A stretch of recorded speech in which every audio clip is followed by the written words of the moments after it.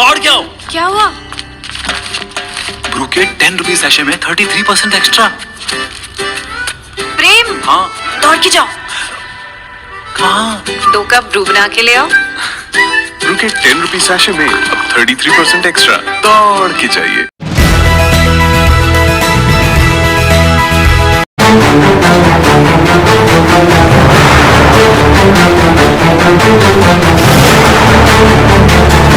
ಬಸವ ಸಂಸ್ಕೃತಿ ಅಭಿಯಾನದ ಅಂಗವಾಗಿ ಮುಂಡಗೋಡ ಪಟ್ಟಣದ ವಿವೇಕಾನಂದ ಬಯಲು ರಂಗಮಂದಿರದಲ್ಲಿ ಸಾರ್ವಜನಿಕ ಸಮಾರಂಭವು ಶನಿವಾರ ಸಾಯಂಕಾಲ ಯಶಸ್ವಿಯಾಗಿ ನಡೆಯಿತು.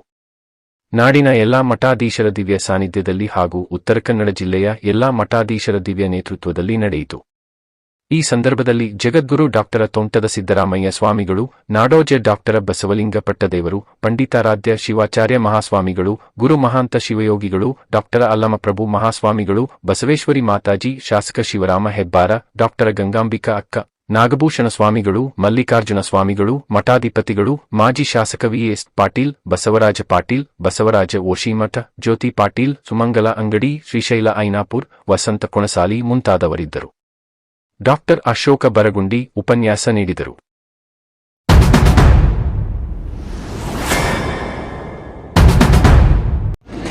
ಉತ್ತರ ಕನ್ನಡ ಜಿಲ್ಲೆಯ ನನ್ನ ಕ್ಷೇತ್ರ ಮುಂಡಗೋಡದಲ್ಲಿ ನಡೆದಿರ್ತಕ್ಕಂಥದ್ದು ನಿಜಕ್ಕೂ ಕೂಡ ತುಂಬ ಸಂತೋಷದ ಸಂಗತಿ. ನನಗೂ ಕೂಡ ಈ ಒಂದು ಪುಣ್ಯದ ಭಾಗ ನನಗೂ ಕೂಡ ಲಭಿಸುತ್ತೆ ಅಂತೇಳಿ ಎಲ್ಲ ಗುರುಗಳಿಗೆ ಚರಣಾರವಿಂದಗಳಿಗೆ ಅನಿಸಿ ಪ್ರಾರ್ಥನೆಯನ್ನು ಮಾಡಿಕೊಡ್ತಾರೆ. ನಡೆಪುರುಷ ನುಡಿಪುರುಷ 12ನೇ ಶತಮಾನದಲ್ಲಿ ಅನುಭವ ಮಂಟಪದ ಮೂಲಕ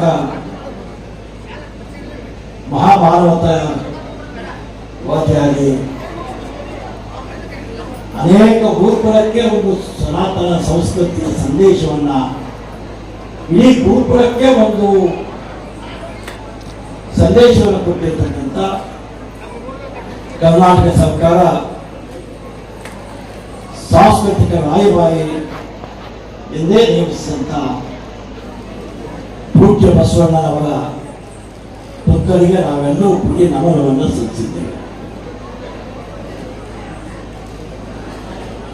ಗುರು ಬ್ರಹ್ಮ, ಗುರು ವಿಷ್ಣು, ಗುರು ದೇವೋ ಮಹೇಶ್ವರ, ಗುರು ಸಾಕ್ಷಾತ್ ಪರಬ್ರಹ್ಮ ತಸ್ಮೈ ಶ್ರೀ ಗುರುವೇ ನಮಃ ಅಂತ ಹೇಳಿದ್ದಾರೆ. ಆ ಹಿನ್ನೆಲೆಯಲ್ಲಿ ಎಲ್ಲ ಗುರುಗಳ ತಪಸ್ಸಿನ ಫಲ, ಬಸವಣ್ಣನವರ ಮಾನವತಾವಾದ ಪರಿಕಲ್ಪನೆ, ಎಲ್ಲ ಧರ್ಮ, ಎಲ್ಲ ಜಾತಿ, ಎಲ್ಲ ವರ್ಗ ಅವೆಲ್ಲವನ್ನೂ ಕಷ್ಟದಿಂದ ದೂರ ಮಾಡ್ತಕ್ಕಂಥ ಅವರ ಉದಾತ್ತವಾಗಿರ್ತಕ್ಕಂಥ ಧ್ಯೇಯ.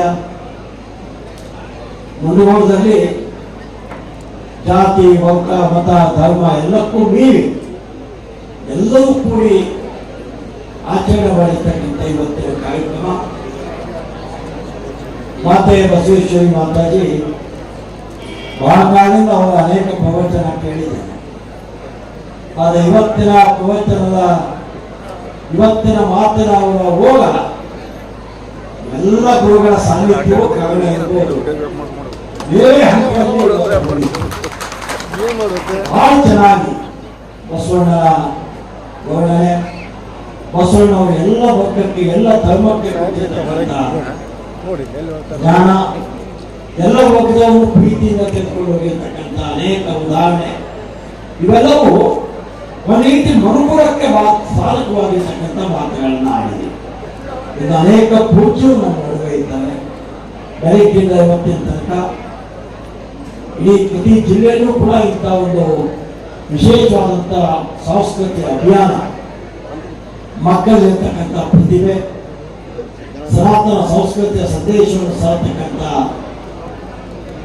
ಬಸವಣ್ಣನವರ ಪರಿಕಲ್ಪನೆ, ಕಾಯಕ ಯೋಗಿ ನಮಗೆ ಕೊಟ್ಟಿರ್ತಕ್ಕಂಥ ಅನೇಕ ವಿಧವಾಗಿರ್ತಕ್ಕಂಥ ಕಲ್ಪನೆಗಳು, ಇವೆಲ್ಲವೂ ಈ ಒಂದು ಕಾರ್ಯಕ್ರಮದಲ್ಲಿ ಅನೇಕ ಪೂಜ್ಯರಿಂದ ನಮಗೆ ಆಶೀರ್ವಾದ ಲಭಿಸುತ್ತೆ ಅಂತೇಳಿ ಹೇಳಿ ಮತ್ತೊಮ್ಮೆ ತಮ್ಮೆಲ್ಲರಿಗೆ ಶರಣಾರ್ಥಿಗಳು.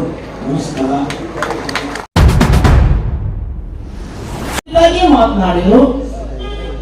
ಸೂತಕದ ಕುರಿತಾಗಿ ಮಾತನಾಡಬೇಕಾಗಿದ್ದ ತಾಯಿಯವರು ಆರಂಭದಲ್ಲಿ ಸಮಾನತೆಯ ಕುರಿತಾಗಿ ಮಾತನಾಡಿದರು. ಇದರ ಅರ್ಥ ಇಷ್ಟೇ, ಬಸವಣ್ಣ ಅಂದ್ರೆ ಸಮಾನತೆ, ಬಸವಣ್ಣ ಅಂದ್ರೆ ದಯೆ, ಬಸವಣ್ಣ ಅಂದ್ರೆ ಕರುಣೆ. ಆದ್ರೆ ಪೂಜ್ಯ ಸಾಣೇಹಳ್ಳಿ ಅಪ್ಪುಗಳು ಪ್ರೀತಿಯಿಂದ ಕರೆದು ಶರಣರ ಸಮಾಜದ ಕುರಿತು ಮಾತನಾಡುವಂತ ಹೇಳುವಂತಹ ಆ ಮಾತಿನ ಅವರ ಒಳ ಗ್ರಹಿಕೆಗಳನ್ನ ನಾವು ಅರ್ಥ ಮಾಡಿಕೊಳ್ಳದೆ ಹೋದರೆ ಎಲ್ಲೋ ಒಂದು ಕಡೆ ನಮ್ಮ ತಪ್ಪುಗಳನ್ನು ತಿದ್ದಿಕೊಳ್ಳಲಾರದಂತಹ ವ್ಯವಸ್ಥೆಗೆ ಬರ್ತೇವೆ. ಇದೊಂದು ಆತ್ಮಾವಲೋಕನದ ಸಭೆಯನ್ನಾಗಿಸಬೇಕು ಅನ್ನುವಂಥದ್ದು ಪೂಜ್ಯರ ಒಳ ಗ್ರಹಿಕೆಯಾಗಿದೆ ಅಂತ ನಾನು ಭಾವಿಸ್ತೇನೆ. ಶರಣರ ಸಮಾಜ ಅಂದ್ರೆ ಅದು ಸಮಾನತೆಯ ಸಮಾಜ. ಪ್ರತ್ಯೇಕವಾಗಿ ಶರಣರ ಸಮಾಜ ಅಂತ ಹೇಳಿ ವಿಷಯಗಳನ್ನ ಅವರು ಯಾಕೆ ನನಗೆ ಕೊಟ್ಟರು ನನಗೆ ಅನ್ನಿಸ್ತದ. ಯಾವ ಶರಣರ ಸಮಾಜ, ಶರಣರು ಸಮಾನತೆಯ ಸಮಾಜವನ್ನ ಕಟ್ಟಿದ್ರು, ಅದು ಕೇವಲ ಔಪಚಾರಿಕವಾಗಿರಲಿಲ್ಲ. ಆ ಸಮಾನತೆಯನ್ನ ನಾವು ಔಪಚಾರಿಕವಾಗಿ ಭಾವಿಸ್ತಾ ಇದ್ದೇವೆ, ಕೇವಲ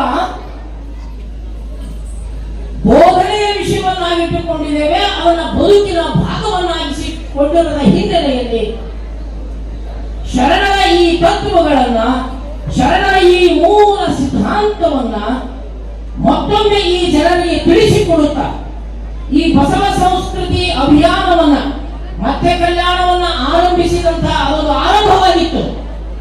ಆ ನಂತರದಲ್ಲಿ ಈ ಸಂಸ್ಕೃತಿ ಅಭಿಯಾನದ ಮುಖಾಂತರ ಆ ಸಮತೆಯನ್ನ ಬದುಕುವುದು ಬಿಟ್ಟರೆ ಈ ವಿಶ್ವಕ್ಕೆ ಇನ್ನೊಂದು ಪರ್ಯಾಯ ಮಾರ್ಗವಿಲ್ಲ ಅನ್ನುವಂತಹದನ್ನ ನಾವೆಲ್ಲರೂ ತಿಳಿದುಕೊಳ್ಳಬೇಕು ಅನ್ನುವಂತಹ ಆಶಯದೊಂದಿಗೆ ಅವರು ಈ ವಿಷಯಗಳನ್ನ ಚರ್ಚೆಗೆ ಇಲ್ಲಿ ಇಟ್ಟಿದ್ದಾರೆ ಅಂತ ಹೇಳಿ ನಾನು ಭಾವಿಸ್ತೇನೆ.